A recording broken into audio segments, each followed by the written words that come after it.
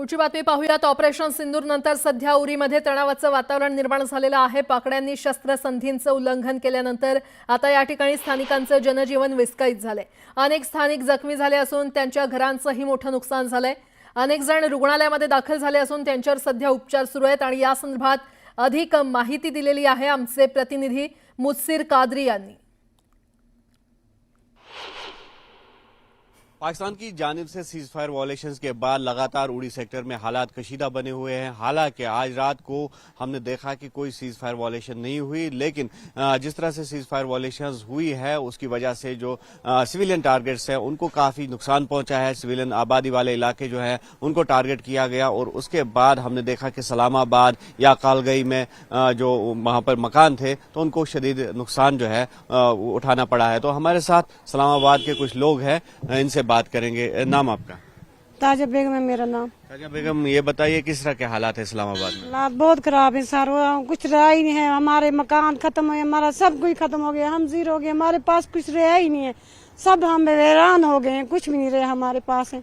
हमारे बच्चे भी जख्मी हैं, उधर बारामूला में एडमिट हैं, सब जख्मी हैं। मेरे बेटे 2 जख्मी हैं, उनकी बीवी जख्मी है, उनके बच्चे जख्मी हैं।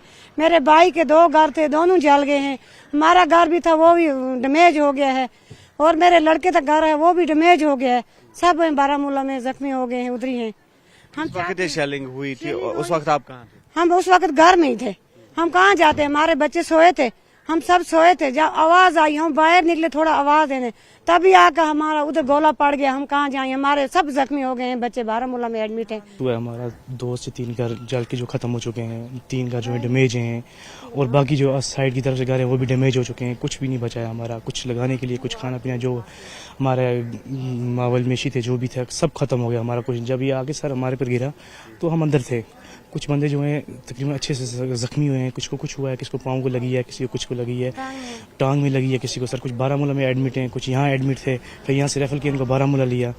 तो सर सरकार से अपील की जाती है कि आप देखें नुकसान हमारा आधी ज़िंदगी चली जाती है, पूरी ज़िंदगी चली जाती है सर ये बनाने में।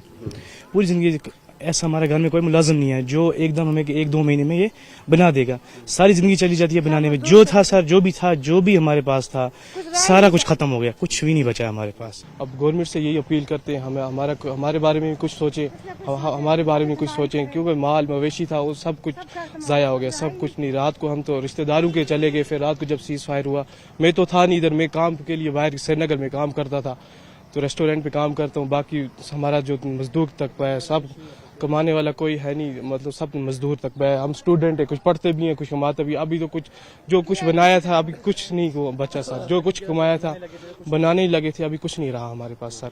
आफाक शाह के साथ न्यूज़ 18 के लिए उड़ी से मुदस्सिर कादरी।